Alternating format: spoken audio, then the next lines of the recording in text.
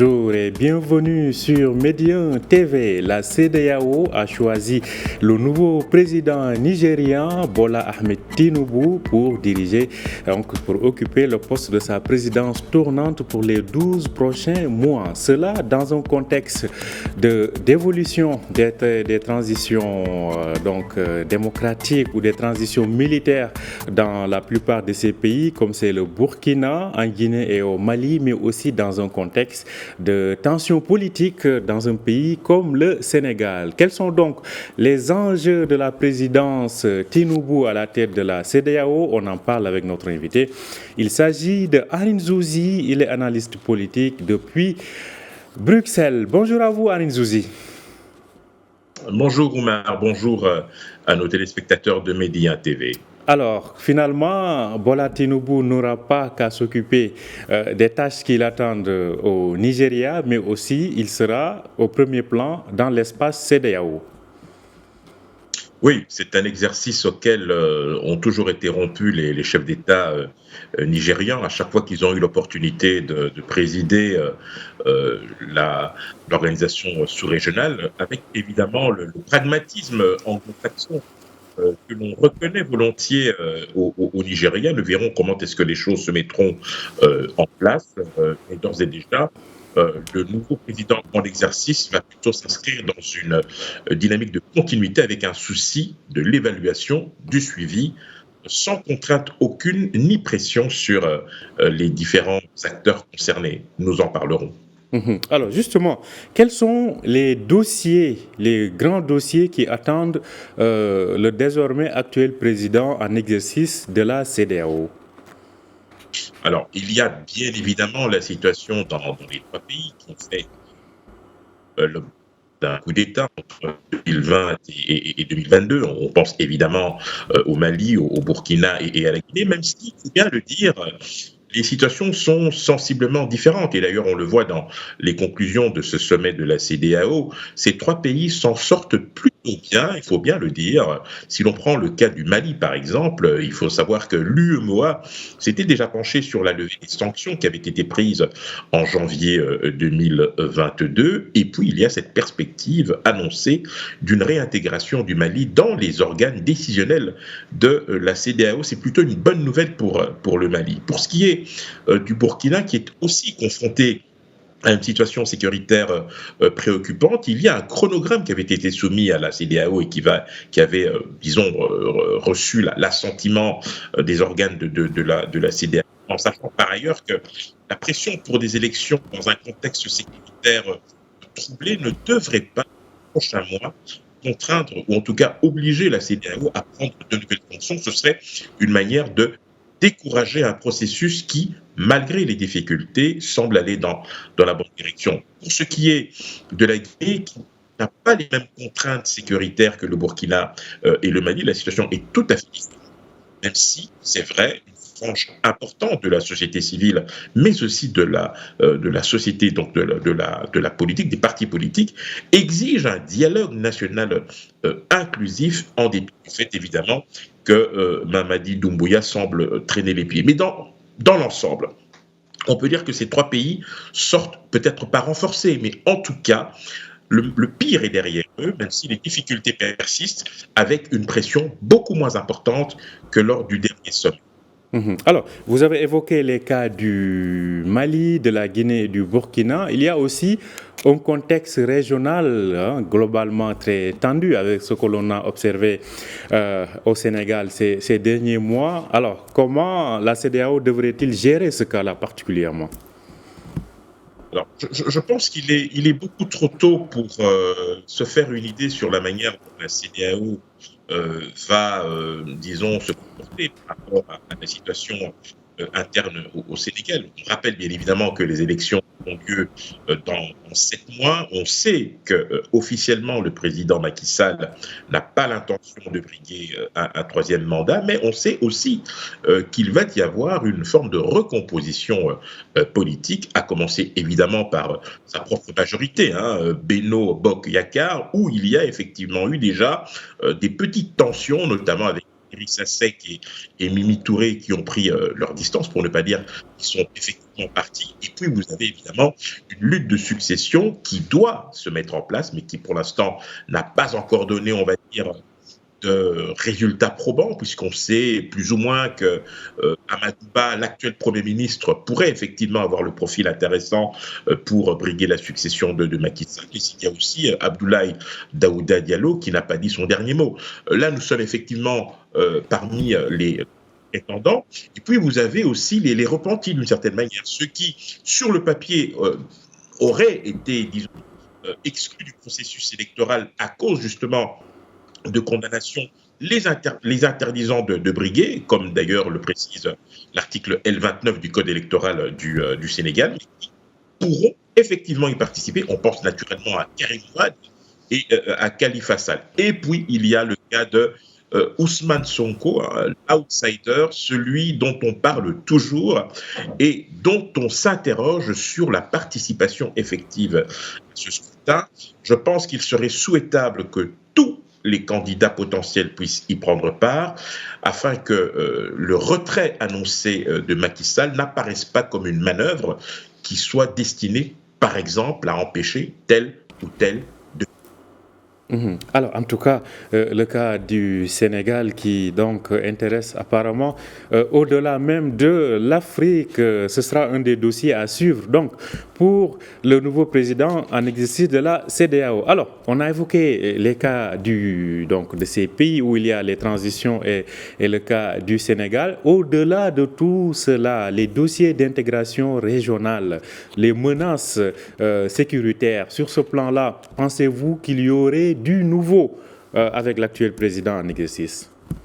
Alors, la nouvelle donne, évidemment, c'est le retrait annoncé de la MINUSMA, vous le savez, qui a eu un rôle, en dépit des critiques, évidemment, un rôle stabilisateur au Mali, une situation qui pourrait affecter au niveau sécuritaire l'ensemble de la région. Ce sera un défi supplémentaire pour Bola Tinubu, qui aura effectivement cette responsabilité de trouver les voies et moyens pour que l'on puisse effectivement stabiliser la région. Vous savez, le prédécesseur de Bola Tinubu avait travaillé sur la création d'une force régionale, mais aussi une force qui serait éventuellement déployée dans l'hypothèse où un putsch serait annoncé ou en cours dans un pays de la sous-région, ce qui en soi déjà est assez, j'allais dire, hasardeux, puisque là nous entrons effectivement de plein pied dans de la politique purement intérieure des États, mais en tout cas pour ce qui est du volet sécuritaire,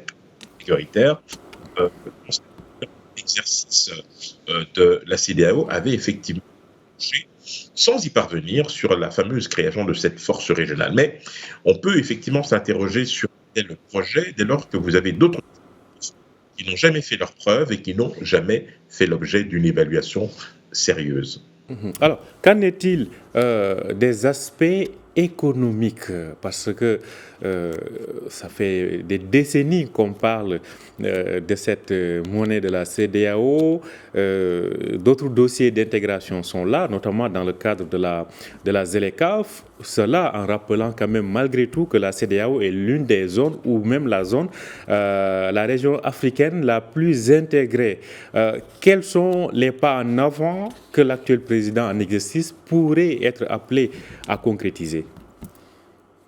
Bon, alors vous n'êtes pas sans savoir que le Nigeria est la première économie du continent et par voie de conséquence la première économie de la zone CEDEAO, même si elle ne partage pas une monnaie commune avec l'ensemble des pays de la sous-région, à l'exception bien sûr de la Guinée. Il faut bien avoir présent à l'esprit que malgré le fait qu'il ait actuellement la charge de président en exercice de la CEDEAO, Bola Tinubu va d'abord et défendre les intérêts de son pays, et notamment de sa monnaie, le Naira. Maintenant, il y a effectivement des études, ou en tout cas des discussions qui sont avancées sur justement la manière la plus efficace éventuellement de pouvoir créer les conditions d'un nouvel espace économique et monétaire. Mais je vous dirais que cela n'est pas à l'ordre du jour dans un contexte géopolitique international où vous avez bien évidemment la crise ukrainienne qui a provoqué de grosses fractures au niveau des pays africains. Hein. Il faut se souvenir évidemment de la manière dont certains d'entre eux ont voté aux Nations Unies en février-mars 2022 pour sanctionner ou ne pas sanctionner la Russie. Vous avez un ensemble de pays africains qui ont manifesté leur intérêt pour rejoindre notamment les BRICS, hein, Brésil, Russie, Inde, Chine, Afrique du Sud, d'ailleurs BRICS qui se réunira au mois d'août en Afrique du Sud. Et puis vous avez cette perspective du 26 au 28 juillet prochain, ce fameux sommet économique, commercial et humanitaire Russie-Afrique, qui sera aussi une manière pour certains pays africains de se repositionner dans tout cela. Je serais tenté de vous dire qu'aujourd'hui, malgré leur appartenance à des ensembles économiques régionaux ou sous-régionaux, la tendance est plutôt pour les pays africains de promouvoir d'abord leurs propres intérêts avant de s'inscrire dans une dynamique beaucoup plus collective. En tout cas, c'est des dossiers intéressants à suivre durant ces 12 prochains mois. Alors, parlons de la CEDEAO elle-même. Mais avant cela, quand même, on va faire un clin d'œil au bilan du président sortant, à savoir le président Bissau-Guinée, Umaru Sissoco Embalo. On l'a vu par son activisme. Hein. C'est un président qui est presque sur tous les fronts en termes de déplacement. Que retenir de son année de mandat à la tête de la CEDEAO? Alors, son mandat aura surtout été marqué par une forte opposition et un antagonisme fort entre notamment les pays qui avaient fait l'objet d'un putsch, hein, on le rappelle, hein, Burkina, Guinée et bien évidemment le Mali. Il y a eu un véritable choc frontal qui a effectivement alimenté les soupçons contre la CEDEAO, notamment soupçons de collusion, notamment avec les Occidentaux, qui voulaient garder la main. C'est ce qu'une certaine opinion publique africaine a pensé de la CEDEAO. Pourtant, quand vous lisez les textes et la charte qui régit la CEDEAO était dans son rôle. Et c'est vrai que c'est assez inhabituel de voir des Africains sanctionner des Africains, parce qu'on est toujours dans cette logique de la palabre africaine, avec des conseils, avec volonté d'arrondir les angles, mais là, nous avons eu effectivement une présidence très offensive, voire même agressive, qui a effectivement braqué certains pays. Aujourd'hui, je pense que lorsque l'on fait ce bilan, je pense que cet affrontement était au moins nécessaire pour lever les ambiguïtés et pour surtout donner à la CEDEAO une opportunité de faire sa mue. Nous verrons comment cela s'articulera, mais quand vous regardez les conclusions du tout dernier sommet, celui qui s'est tenu ce week-end, je pense que la CEDEAO a compris que son intérêt n'était plus de harceler les États, mais de promouvoir et d'entretenir un dialogue permanent. En tout cas, c'est à suivre. Alors, parlons justement de l'institution elle-même, la CEDEAO, qui regroupe, je le rappelle, les 15 pays d'Afrique de l'Ouest. Comment fonctionne cette communauté en termes d'efficacité institutionnelle? D'abord, c'est probablement l'une des zones économiques la plus, disons, active, puisque vous n'êtes pas sans savoir qu'elle a une monnaie commune, le franc CFA, même si certains pays, notamment la Guinée, n'en font pas partie, qui a quand même en son sein des locomotives. Hein. On a parlé notamment du Nigeria, vous avez aussi la Côte d'Ivoire, vous avez le Sénégal, vous avez le Ghana. Ce sont effectivement des pays relativement stables. Pas seulement sur le plan économique, mais aussi sur le plan politique. C'est important de le relever, même si cela ne revient pas toujours. La deuxième chose, évidemment, c'est que vous avez une communauté d'intérêts avec des valeurs à promouvoir et bien évidemment l'ambition de pouvoir développer une intégration qui puisse permettre aux habitants de cette sous-région de pouvoir non seulement circuler librement, ce qui est déjà le cas depuis de nombreuses années, mais s'intégrer dans un ensemble suffisamment harmonieux, stable et qui soit bien évidemment à l'abri de difficultés. Mais vous avez dans ce tableau idyllique des zones d'ombre qui sont beaucoup plus liées à des problèmes de gouvernance, mais aussi à des situations sécuritaires pour lesquelles ou vis-à-vis desquelles certains pays ont énormément de difficultés. Et ces difficultés impactent forcément sur la zone, puisque une zone qui est sujette à des tensions sécuritaires, politiques et sociales peut effectivement avoir des difficultés à pouvoir se projeter dans l'avenir. C'est pour cette raison d'ailleurs que la CEDEAO a multiplié un certain nombre d'initiatives depuis plusieurs années où vous avez effectivement des blocs, en tout cas des noyaux durs qui essayent de préserver, j'allais dire, l'édifice au-delà de toutes les difficultés. En tout cas, c'est à suivre donc ce bilan ou ce mandat qui s'entame pour le nouveau président nigérian, Bola Ahmed Tinubu, à la tête de la communauté économique des États de l'Afrique de l'Ouest, la CEDEAO, avec ses environ 300 millions de consommateurs, dont le Nigeria est la puissance donc régionale, et la CEDEAO dont le siège se trouve à Abuja, justement au Nigeria, la capitale fédérale donc de la première puissance démographique du continent. On continuera de suivre tout ceci. Merci à vous, Arine Zouzi. Je rappelle que vous êtes analyste politique. Vous nous parliez depuis Bruxelles. C'est toujours un plaisir de vous retrouver sur Médien TV. Merci infiniment. À très bientôt, je l'espère. Merci à vous aussi de nous avoir suivis. Je rappelle que vous pouvez retrouver cet entretien sur notre site www.medientv.com. Bonne journée et bonne suite de programme sur Médien TV.